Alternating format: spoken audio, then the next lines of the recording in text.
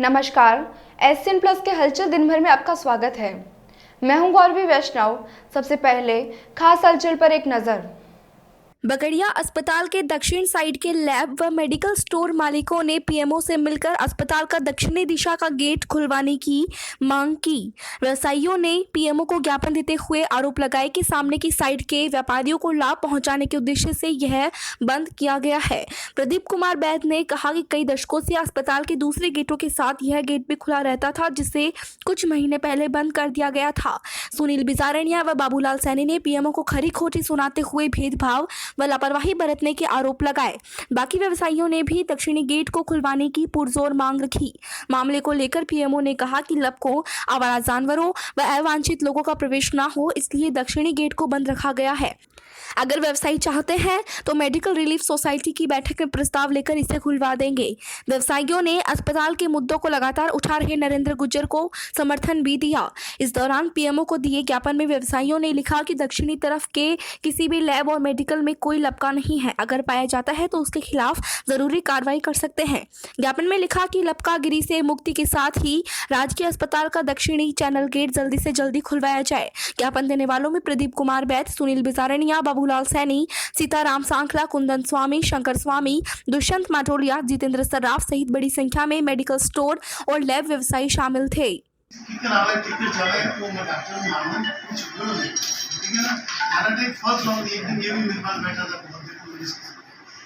कोई लड़का किसी मरीज पे फालतू से नहीं काट सकता जब तक उस मरीज के खुद की मन की इच्छा नहीं वो कुछ चाल नहीं कर सकता। ऐसा 60% जनता हुआ है गांव वाली, तो बेस्ट ये है कि थैलों के इन साइड को क्या थोड़ा इन साइड को ऑर्डर।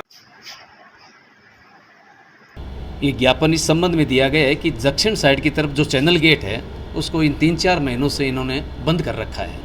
तो इस गेट को खुलवाने के लिए हमने ये ज्ञापन दिया है। पहली बात तो ये है कि दक्षिण साइड की तरफ जितने भी मेडिकल और लेबोरेटरीज़ हैं, इनके लपके नगण्य हैं। कोई भी लपका इस साइड का नहीं है। उसके बावजूद भी हमें इस गेट से बंद होने से काफ़ी परेशानी होती है। इसको बंद कर रखा है। पीएमओ साहब से हमने कई बार कहा कि साहब इस गेट को खोल दीजिए आप, इससे हमारी सारी रोजी रोटी पे संकट आ रहा है। जबकि इस गेट के एडजॉर्निंग दोनों वार्डों के गेट हैं। ठीक फर्स्ट फ्लोर के ऊपर दोनों जो वार्ड हैं उनकी सीढ़ियाँ भी इसी गेट के पास उतरती है। इन्होंने इस गेट को बंद करके पूरी भीड़ को पूर्व साइड की तरफ लाके इकट्ठा कर दिया, डाइवर्ट कर दिया पूरी भीड़ को। जबकि हमारी ये मांग है कि जब हॉस्पिटल ने बनी थी उस वक्त इसके 3 गेट हैं, तो इसको 3 गेट खोले जाएं, जिससे भीड़ है वो एक जगह इकट्ठी नहीं होकर के डिवाइडेड हो जाए चारों तरफ और हॉस्पिटल में भीड़ नहीं लगे। और इधर जो दुकानदार और मेडिकल स्टोर वाले, लेबोरेटरी वाले जितने भी हैं, उनके पास भी व्यक्ति और मरीज पहुंच सकें आसानी से। यही हमारी मांग है। रही बात, पीएमओ साहब बार बार एक ही बात कहते हैं कि एमआरएस की मीटिंग में इसको लेऊंगा। मेरा कहना ये है कि इस गेट को बंद एमआरएस की मीटिंग में लेकर के नहीं किया गया है, तो फिर एमआरएस में मुद्दा खुलवाने के लिए क्यों लेके जा रहे हैं? ये तो पीएमओ साहब के हाथ की बात है, तो इसको तुरंत खोल सकते हैं। तो हमने मीटिंग लेकर इसको मुद्दे को लेकर जाने में पीएमओ साहब कह रहे हैं हमें भ्रमित कर रहे हैं, और भ्रमित तक करने के बावजूद हमारी बात को गोल मटोड़ लिपापोती करते हुए पीएमओ साहब हमारे को दिशा भ्रमित कर रहे हैं। और पीएमओ साहब को ये गेट को इश्यू नहीं है। पीएमओ साहब के पास इतना स्टाफ है, इतना लबाजमा है, वार्ड है, उसके बावजूद ही जो दूसरे प्रतिष्ठानों के जो लपके हैं वो तो सक्रिय रहते हैं और उधर के कोई लपके नहीं है। उसके बावजूद हमें तड़ा जा रहा है, हमें उसमें शामिल किया जा रहा है। हम पॉजिटिव बात करते हैं, उसको नेगेटिव की तरफ जाता है। पीएमओ साहब हमारे साथ सोतेला व्यवहार कर रहे हैं, तो ये सोतेला व्यवहार पीएमओ साहब को नहीं करना चाहिए।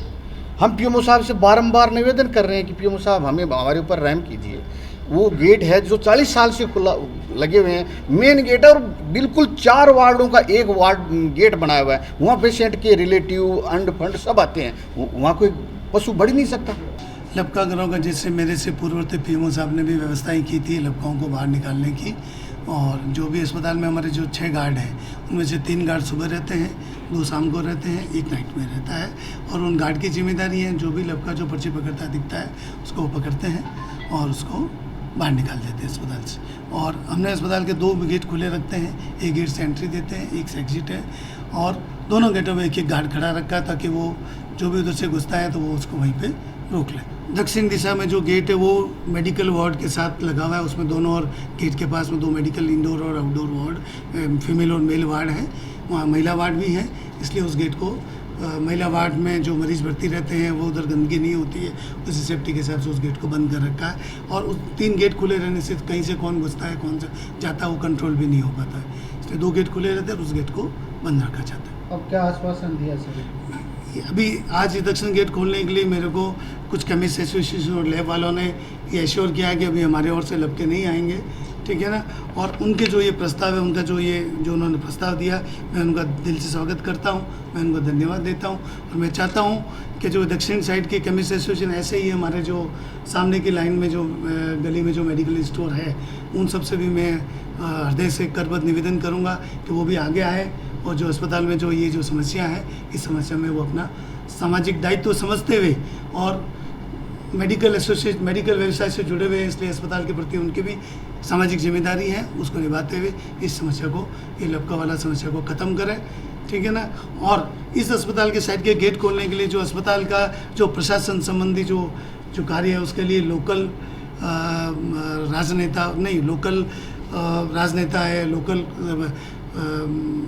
प्रतिष्ठित व्यक्ति हैं, भामाशाह हैं, उन सब और अस्पताल प्रशासन की एक मेडिकल रिलीफ सोसाइटी बनेगी जो अस्पताल की लोकल आवश्यकताओं के हिसाब से अस्पताल प्रशासन की व्यवस्थाएं बनाती है। उसकी जो आगामी मीटिंग होगी शीघ्र से शीघ्र बुलाई जाएगी, उसमें इस प्रस्ताव को रख के सबकी राय लेके इस गेट को, अगर एक राय होगी तो इस गेट को खोलने का कार्रवाई कर दी जाएगी। सुजानगढ़ की वाल्मीकि बस्ती में शॉर्ट सर्किट के चलते एक डीजे साउंड और आयरन की दुकान में आग लग गई। दुकान के मालिक विनोद प्रकाश चावरिया ने बताया कि शॉर्ट सर्किट से आग लगी। जो ही आग का पता चला, आसपास के लोगों को बुलाया गया, जिस पर विकी बारसावा, अमन, सुनील, राहुल ढेनवाल, धीरज जाटोलिया, पांचूराम, सुभाष आदि ने आसपास से पानी लाकर आग पर काबू पाया। विकास आयरन उद्योग व राज डीजे साउंड दोनों एक ही दुकान में संचालित होते हैं। विनोद प्रकाश चावरिया ने बताया कि कई स्पीकर जल गए, वायरिंग का सामान जल गया, पट्टियां कच्ची हो गई, इसी प्रकार मशीनें भी जल गई, लोहे के बॉक्स, स्पीकर आदि भी डैमेज हो गए।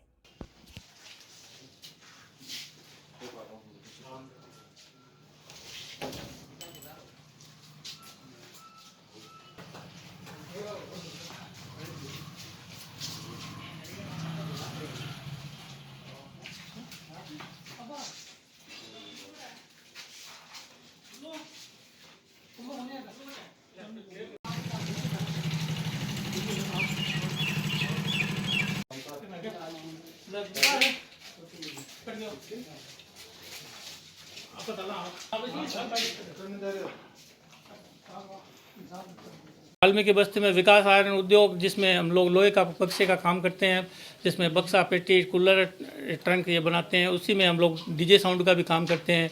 वहाँ कुछ डीजे साउंड के स्पीकर जल गए, कुछ मशीनें जल गई और कुछ सीटें जो जल के काली हो गई, बक्सें ख़राब हो गई और बहुत सारा नुकसान हुआ है।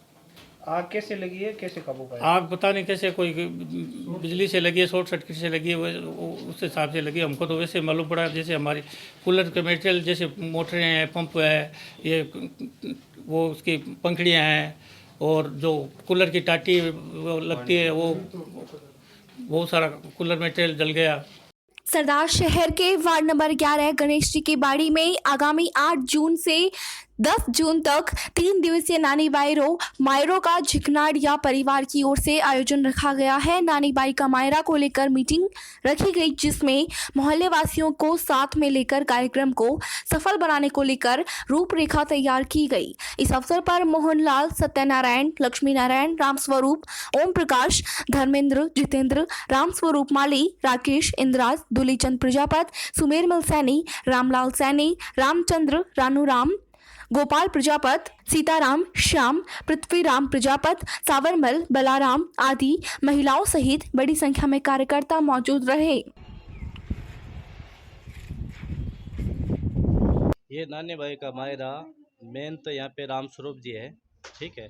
बाकी गणेश नगर कॉलोनी में कोई भी प्रोग्राम होता है, सामूहिक गणेश नगर कॉलोनी की तरफ से पूरा का पूरा सिस्टम को संभाला जाता है। और सभी भक्तों से निवेदन है कि 8 जून से जो नानी बाई का मायरा हो रहा है, यहाँ पे आके सभी भक्तगण, महिलाएं ज़्यादा से ज़्यादा संख्या में पधारे, क्योंकि गणेश नगर कॉलोनी पूरा आपके स्वागत में खड़ी है, ठीक है। और सभी भक्तों से एक बार पुनः हाथ जोड़ के निवेदन है, ज़्यादा से ज़्यादा संख्या में पधार कर मायरे का लाभ उठाएं। हमारे यहाँ पे गणेश जी की बाड़ी के अंदर नानी भाई का मायरे का आयोजन रखा गया है, जिसके अंदर हम 8 तारीख से ये प्रोग्राम चालू होगा। तो सुबह 7:15 से बालाजी के मंदिर से कलश यात्रा रवाना होगी, जिसमें ज़्यादा से ज़्यादा संख्या में महिलाएं अपना सहयोग कर रही है। आदमी तो अपने काम से आज से ये अपना दायित्व संभालेगी कि हमको क्या क्या काम करना है। 10 तारीख तक ये प्रोग्राम चलेगा, रात्रि जागरण होगा 10 तारीख को। यह भगवान की कृपा से हमने तो अच्छा ही सोचा है कि ज़्यादा से ज़्यादा लोग पहुँचे और प्रभु इच्छा की। ये हमारे गणेश राम जी की बाड़ी में नानी भाई का मायरे का प्रोग्राम रखा गया है, जो कि 8 तारीख से शुरू होगा। 8 जून से शुरू होगा, 8, 9, 10 तारीख के। 8 जून को सब सुबह 7:30 बजे से कलश यात्रा होगा, जिसमें स्थानीय कलाकार सरदार सर के श्री पंकज जी दादीच मायरे का वाचन करेंगे। देहात ब्लॉक कांग्रेस कार्यालय में शनिवार को कांग्रेस नेता पूसाराम गोदारा ने जन समस्याओं को लेकर जन सुनवाई की। जन सुनवाई में ग्रामीण एवं शहरी क्षेत्रों से आए हुए लोगों ने गोदारा को बिजली, पानी आदि समस्याओं से अवगत करवाया, जिस पर गोदारा ने संबंधित अधिकारियों को समस्याओं के समाधान के निर्देश दिए। साथ ही गोदारा ने कहा कि राजस्थान सरकार की योजनाओं का लाभ अंतिम छोर तक बैठे व्यक्ति को कैसे मिले, इस आधार पर कार्य किया जाए। सरकारी योजनाओं का आम लोगों को लाभ कैसे मिले, इसको लेकर भी कार्यकर्ताओं की जिम्मेदारी सुनिश्चित की जाएगी। इस मौके पर निवर्तमान शहर अध्यक्ष अरविंद चाकलान, देहात अध्यक्ष भानीराम नेघवाल, पूर्व प्रधान गिरधारी लाल पांगड़वा, उप प्रधान रक्षपाल नायक, कांग्रेस नेता सुरेंद्र हुड्डा, सरपंच राजेंद्र खिलेरी, पार्षद रामवीर सिंह रायका आदि उपस्थित थे।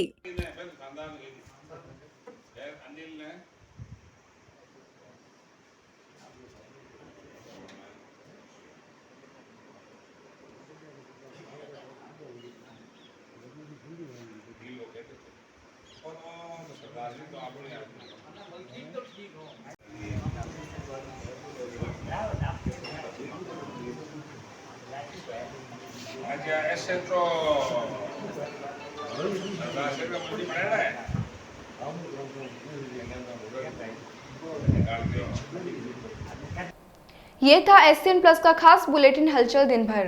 टीवी पर देखने के लिए शेखावाटी केबल नेटवर्क के चैनल संख्या 153 पर जाएं। सोशल मीडिया पर हमसे लगातार जुड़े रहने के लिए हमारे YouTube और Facebook पेज को सब्सक्राइब और लाइक करें। नमस्कार।